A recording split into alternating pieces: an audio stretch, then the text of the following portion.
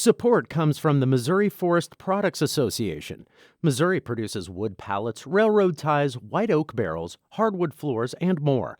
Details on the variety of products made in the state are at choosewood.com.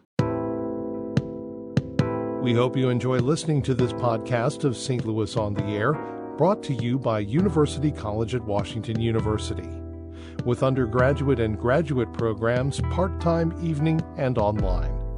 University College at Washington University, offering world-class education within reach. Welcome to St. Louis on the Air. I'm Don Marsh. Our friends from Sauce Magazine join us now for a look at this month's hit list, new restaurant openings for the brand new year. Joining me in studio are managing editor Heather Hughes and art director Meera Nagarajan. Thank you, ladies, for being with us once again. Hi, thank you. These sessions come by so quickly, it seems, but they're always welcome. Well, we've got a fewer than we normally have. Is that because, Heather, because of the time of year? No, I think it just varies month to month. There were a lot of openings that got pushed into the new year, so we're seeing a lot more right now. It just takes time. This month there happened to be 3. I would think that would be a tough time of year because of weather conditions, and if you want to get off to a fast start, you've got weather to contend with in some of the cases. Yeah, I think if there's a snowstorm, you're not going to see a lot of business, but really any time's a hard time to open a restaurant, I think. It's a tough business. We say that every time we get together, but clearly it takes an awful lot of hard work. Okay, well, let's get started. Which is the first one on your list? I think we should start with Grand Tavern by David Burke. This is the new restaurant in Grand Center. It's in the Angad Arts Hotel, which just opened on Grand Avenue, sort of across from the Fox. David Burke is a celebrity chef. He has restaurants in New York, and this is his first in St. Louis. It has some of his signature things, like he does these Himalayan pink sea salt dry-aged steaks. And one of the flashier ones that we keep talking about is the clothesline bacon, which they make these little wooden stands with string across the top, and they clothespin thick-cut strips of bacon, and then they bring it to your table, and they culinary torch it in front of you. So you get this like sizzling candied bacon smell, and then all of the drippings from the bacon fall on just one pickle. It's like sort of old school fine dining. A little theatrical. Yeah, which is suited to the neighborhood for sure. That it's kind of a lot for like 3 or 4 strips of bacon. It's $18 for a starter, but it is delicious. I'm not going to argue with that bacon flavor. One thing that one of our coworkers went there and said that she had to go to a show at the Fox, and she said the staff was really conscientious about. That was you. That was me. I'm pointing to myself. Really conscientious about the timing. That's so great. Yeah. Though. When we sat down, our server was like, "Are you going to a show? We know that there are things going on at the Fox tonight." And we said yes. And she said, "Okay, we'll time your meal accordingly." And it was really excellent service, really good food. They have big entrees. We got a roast chicken that came with cauliflower pistachio agnolotti. And a chimichurri sauce, so sort of a fusion of flavors. Really good pasta. The steaks, of course, are very good. And then we also tried a bison short rib with wild mushroom pasta.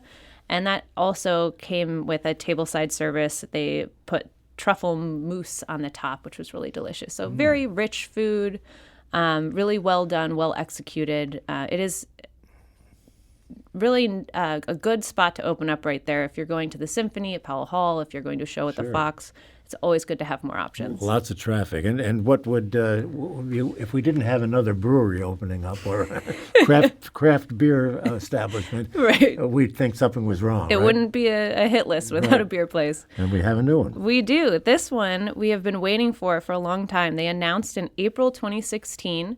This is brewer and owner Andy Hilly. He used to be with Perennial. He was a brewer there for a long time, and his own place finally opened up. It's Rockwell Beer Company. It's on Van Deventer, South Van Deventer, and he also has another Perennial alum, Jonathan Moxie, is brewing there with him.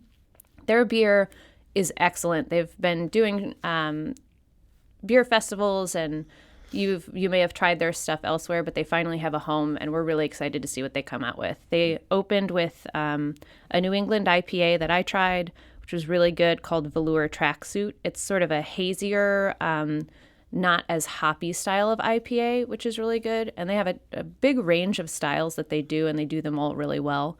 I know they just started their barrel program, so they'll be coming out with more things like sours and stuff like that. But for now, they have good fresh beers. They have a blonde that's really good. I'm waiting. I tried a beer that they made called The Sweet Life, which is a reference of a Frank Ocean song made with mangoes, peaches, and limes, which is a line in the song.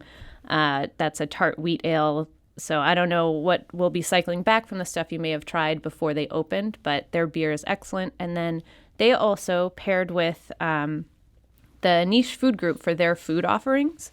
So it's all brasserie food that you may have tried before. They do the smash burgers, brats. They have an excellent veggie burger and those really thin cut fries that you have enjoyed at brasserie before, which is a great pairing for beer. We're very excited. Sounds great. Yeah. Meera, you've fallen down on the job this month. You've only got one. Well, I guess it's kind of 2 in 1. It's Brennan's Work and Leisure, and it's at 3015 Locust Street in Midtown. And Work and Leisure is the latest concept from Kevin Brennan. He's also the owner of Brennan's in the Central West End. And there's a cafe. So Work and Leisure has a cafe, and their chef, Ben MacArthur, did the menu there. And we really like the food. They have breakfast and lunch right now. They have a whole coffee menu. I had a cold brew that was really great. I think they're using Caldi's coffee there too. And a bunch of teas and fresh squeezed juice. I think they had orange juice on the day I went. And they had like a bunch of different breakfast sandwiches. So they had vegetarian options, but most of them were egg sandwiches on these soft ciabatta rolls. One had sausage and sage and Gruyere cheese. One was just straight bacon, egg, and cheese. And kind of lighter, smaller sandwiches that was really, it was filling and satisfying. And then I tried a toast. I love avocado toast. So whenever I see that on a menu, I always try it. And this one had charred fennel, arugula, and it was nice and lemony and bright and on a whole wheat toast. And for their lunch menu, they had 6 sandwiches and they had 5 different salads. So a lot of options, vegetarian options too. And we tried their turkey club with smoked bacon and truffle cheese on it, which was really good. And in the same building as the cafe, there's a private members-only shared workspace. So if you're a freelancer or if you have a business or you're a grad student working on your thesis, and typically people like that, they're going to their coffee shop or Starbucks to like go and get work done and maybe grab a seat, and then you feel obligated and you want to get a coffee, you want to get a snack, so you have this like rented space. We're going to have to go to the magazine for the rest of the information on that because our time is up. Meera Nagarajan, thank you so much. Heather Hughes, thank you. Us time was short today. Sorry for that. Oh, that's all right. But thank you for being with us. This is St. Louis on the Air on St. Louis Public Radio, 90.7 KWMU.